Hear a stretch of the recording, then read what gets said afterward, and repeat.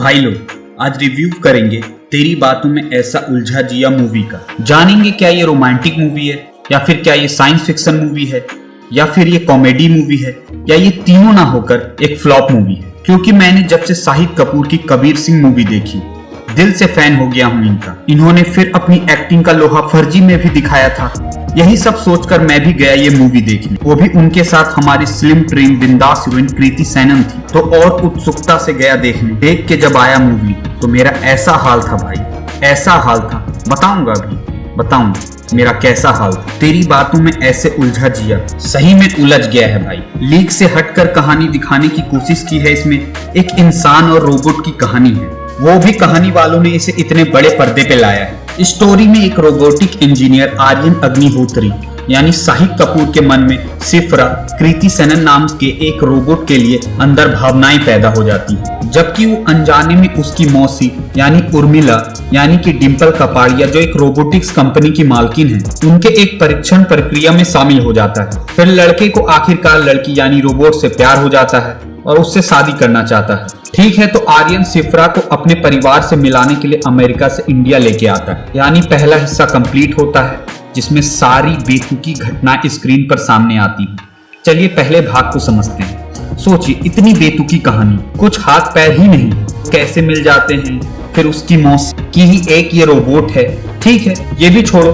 फिर करीब आते हैं, कुछ लिप लॉक साझा करते हैं और कुछ महसूस किए बिना हमारे हीरो हीरोइन को प्यार करते हैं। कि सिफ्रा एक रोबोट है, क्या इसे आप इसे सच मान सकते हैं? अरे रियलिटी पसंद आती है भाई लोग, लेकिन कुछ भी कैसे भी कहानी बना दो और हम मूवी लवर्स को पड़ोस दियो। इससे सही तो हमारे इंडिया के रोबोट यानी रजनीकांत सर की फिल्म, एक अच्छी फ्यूचरिस्टिक कहानी जिसके हाथ पैर समझ आता है। लेकिन इनको तेरी बातों में ऐसा उलझा जिया के डायरेक्टर्स को इससे कोई मतलब नहीं, बस दो बड़े नाम हैं उनको लेकर मूवी बना दो। चलिए पहले पूरी मूवी की कहानी समझते हैं। फिर दूसरा हिस्सा मूवी का शुरू होता है जिसमें आर्यन सिफ्रा को लेकर अपने घर आता है, जिसमें थोड़ा बहुत मजाक होता है, जिसमें साइंस फाई एक पारिवारिक मनोरंजन में बदल जाता है। फिर भी कुछ चुटकुले इतने असफल हो जाते हैं कि वो वास्तव में आपसे सिफ्रा की तरह जबरन हंसने की उम्मीद करते हैं। फिर एक वक्त ऐसा भी आता है जब आर्यन अपने घर से भाग रहा होता है तो वो अपने दादा से टकराता है और कहता है मैं तो भाग रहा हूँ, मुझे तुरंत जब भी मैट की गीत की याद आ गई। अफसोस की बात है कि ये एक दृश्य जिसे निर्माता वाह वाह के क्षण में बदल सकते थे इतना कम दिखाया गया है कि ये मुश्किल से ही कोई प्रभाव छोड़ पाता है या मेरा आपका ध्यान अपनी ओर खींच पाएगा या खींच पाता है। मैंने तो देखी 2 घंटे 23 मिनट के बाद, मैं इस फिल्म को देखने के बाद 10 मिनट तो मैं सोचता रहा ये कौन सी फिल्म थी, क्या था इसमें।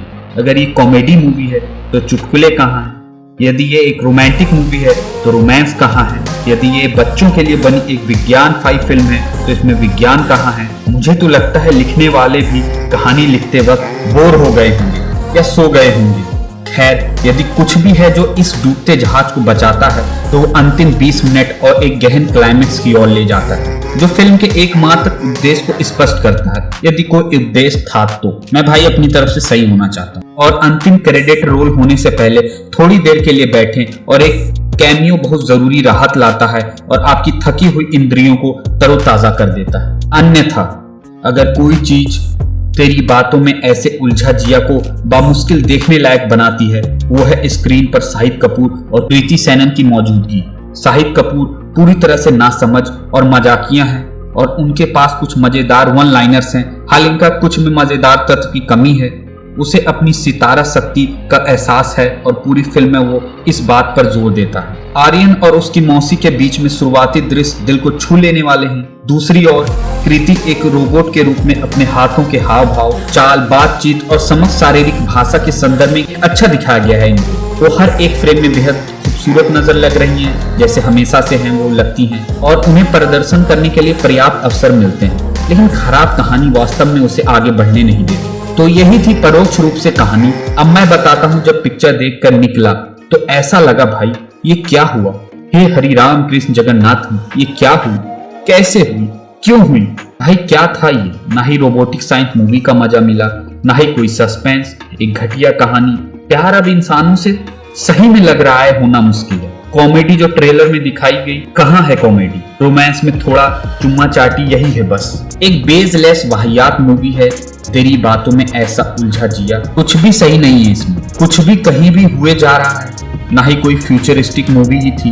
एक बार फिर से कहूंगा, प्रोड्यूसर, डायरेक्टर और राइटर को एक साथ बैठकर जब फिल्म नहीं कमा पाएगी तब ही सोचे कि ऐसी बेसलेस मूवी फिर तो ना ही बनाएं। मैं अपना एक्सपीरियंस मूवी लवर्स अगर बताऊं तो मुझे पसंद नहीं आई मूवी। बस आप भी फैन हो शाहिद कपूर और कृति मैम के तो भी आपकी मर्जी। अगर आपने भी ये मूवी देख ली है या देखने वाले हैं तो कमेंट में बताना। बाकी हमारा रिव्यू कैसा लगा जरूर बताना। वीडियो अच्छी लगी हो तो लाइक जरूर करें और ऐसे मनोरंजन रिव्यू के लिए चैनल को जरूर सब्सक्राइब करें।